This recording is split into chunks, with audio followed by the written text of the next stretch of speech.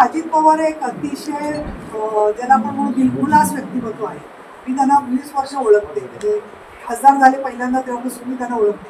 त्यामुळे ते मनात आहे ते व्यक्त करतात, याचा अर्थ त्याच्याबद्दल त्यांच्या मनात कुठेतरी तेढ किंवा स्पर्धा असते अशातला भाग नाही. त्यांनी एक वस्तुस्थिती मांडली ती जी मांडली ती.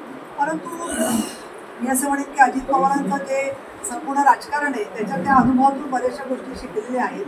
ते मोठे नेते आहेत, त्यामुळे ते पुस्तक प्रकाशनाच्या निमित्ताने जे बोलले त्याच्यावरती असंही ठरलेलं आहे की पुढचं जेव्हा आवृत्ती निघेल साहेबांच्या वरची त्यावेळेला ते त्या संपादनात सहकार्य करणार आहेत असंही ते बोललेले आहेत. त्याच्यामुळे मला असं वाटतं तुम्ही एवढं जीवाला लावून घेऊ नका. त्यांना अनुभव आहे सरकार पडायचा, तर तेव्हा कसं वाटलं होतं आणि कसं कळलं होतं त्याचं जर का ज्ञान झालं तर सरकार बऱ्याच लोकांचा अभ्यास तो पूर्ण आम्हाला सरकार पडायचा अनुभवच नाही ना.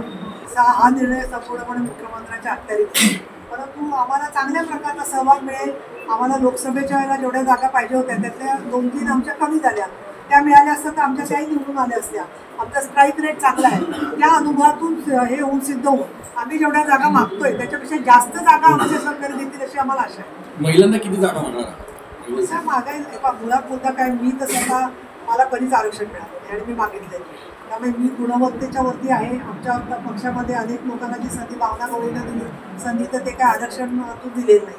पण मला असं वाटतं योग्य तो निर्णय शिंदेसाहेब करतील आणि त्यातून चांगला मार्ग निघेल. आणि ज्या महिलांना सामावून घेतलं जाणार नाही त्यांना महामंडळांमध्ये किंवा विधान परिषदेमध्ये त्यांना नक्कीच स्थान मिळेल असं मला.